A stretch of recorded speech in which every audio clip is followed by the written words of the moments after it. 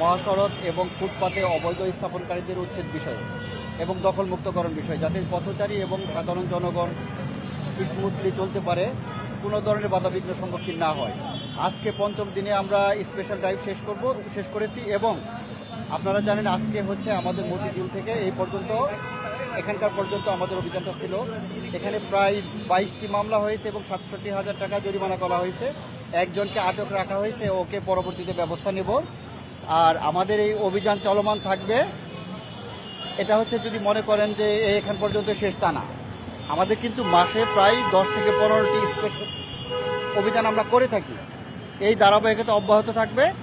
আর এখানে আমাদের সাথে আছেন হচ্ছে আমাদের এডিসি আছেন, উনিও কিছু বলবেন। আপনারা আর যদি কোনো প্রশ্ন থাকে সেটা বলতে পারেন। আমরা দেখেছি যে বিভিন্ন জায়গায় আপনারা অভিযান করে যাওয়ার পরে কিছুক্ষণ পরে আবার পুনরায় বসে যায়, সেক্ষেত্রে আপনাদের টেকটা কি হবে? না, আপনারা দেখেন যে গত 1 তারিখ থেকে শুরু করে আপনারা কিন্তু বলতে পারবেন না যে এরকম কিছু হয়েছে।